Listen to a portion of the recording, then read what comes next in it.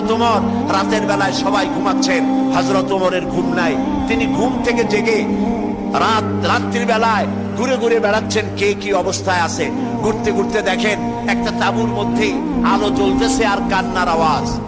আস্তে করে কাছে গেছেন, যে দেখেন একটা মেয়ে লোক কি জন্য রান্না করতেছে আর বাচ্চাগুলি পাশে বসে কাঁদে। তিনি ভিতরে ঢুকে বললেন, আচ্ছা মহিলা, তুমি এত রাত করে রান্না করতেছো কেন? এই বাচ্চাগুলি ক্ষুধায় কাঁদতেছে, যদি তুমি সন্ধ্যা রাত্রে রাঁধতে তাহলে তার অসুবিধা হতো না। মেয়ে লোকটি বলছে, পথিক আমি তো তোমার চিনি না, তুমি তো আমার এইভাবে শাসন করতে পারো না। এই যে বাচ্চা ছেলেমেয়েগুলি আর আমরা মদিনার লোক না, পার্শ্ববর্তী দেশ থেকে আসছি মদিনা গভর্নমেন্টের কাছ থেকে সাহায্য নেওয়ার জন্য। ভিড়ের কারণে খলিফার কাছে যাইতে পারি নাই। আমার ছেলেগুলি 2-3 দিন না খাওয়া, আর এই যে হাড়ি, ওর মধ্যে কোনো গোশত না, পানি আর পাথর দিয়ে নাড়াচাড়া করতেছি যাতে বাচ্চারা বসে যে গোশত রান্না করতেছি। বলেছি যে একটু অপেক্ষা করো, রান্না হইলে খাইতে পারবা। কিন্তু বাচ্চাগুলি এত ক্ষুধার্ত, কোন রকমেই তারা আমার কথা শুনতে চাচ্ছে না, কাঁদতেছে। হযরত ওমর বলেন, এটা শুনে আমার মনে হলো যে আমার পায়ের তলা থেকে মাটি খসে যাচ্ছে। হযরত ওমর বললেন, মা তুমি একটু অপেক্ষা করো, দেখি আমি তোমার কোনো উপকার করতে পারি কিনা। হযরত ওমর দৌড় দিলেন। ইতিহাস বলছি, গল্প না। হযরত ওমর বাড়িতে চলে গেলেন। বৃদ্ধ হযরত আসনামকে ডাকলেন, বললেন, আসনাম বস্তা নিয়ে আসো, বাইতুল মালের দরজা খোলো, বস্তার ভিতরে আটা ঢুকাও, পেঁয়াজ ঢুকাও, তরি তরকারি ঢুকাও। ঢুকাবার পরে বললেন, বস্তা বন্দি করে দাও। বস্তা বান্ধা হলো। হযরত ওমর বলেন, আসনাম রে, এবার এই বস্তাটা আমার মাথার উপরে উঠায়া দাও। হযরত আসনাম বলছেন, আমিরুল মুমিনিন, এই বস্তা বহন করার জন্য আমি খাদেম তো উপস্থিত আছি।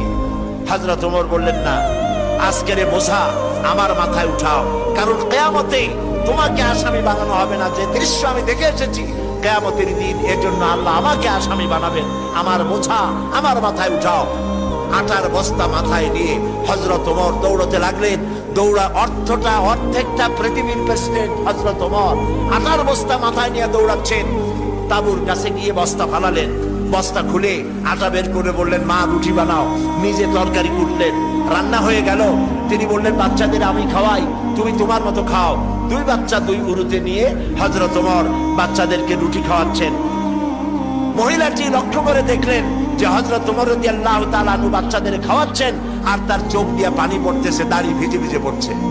মহিলা বললেন, পথিক তুমি যে কে আমি তো তোমারে চিনি না, তবে আমার মনে হয় এই দেশের বাদশা ওমর না হইয়া তোমার মতো মানুষ যদি বাদশা হইতো তাহলে আমাদের কপাল বোধে আরো ভালো হইতো। হযরত ওমর এই রাতের বেলায় মহিলার কাছে নিজের পরিচয় দিয়ে বাহাবা দিতে চাইলেন না। তিনি বললেন, মা আগামীকাল তুমি খলিফার দরবারে যাবে, সেখানে তুমি আমাকে দেখতে পাবে, আমি সেখানে তোমাকে বেশি কিছু দিতে চেষ্টা করব। মহিলা পরের দিন হাঁটতে হাঁটতে চলে গেছে খলিফার দরবারে। যায় দেখে চেয়ারের উপরে যিনি বসা, রাতে যিনি আটার বস্তা মাথায় করে নিয়া রান্না করে বাচ্চাদের কোলে করে খাওয়াইছেন, তিনিই তো খলিফা। মেয়ে লোকটি থরথর করে কাঁপতেছিল। কাছে গিয়ে বলছে, আমিরুল মুমিনিন, আমি তো ভুল করেছি, আপনাকে কষ্ট দিছি, আল্লাহর রাস্তায় আমারে মাফ করে দেন।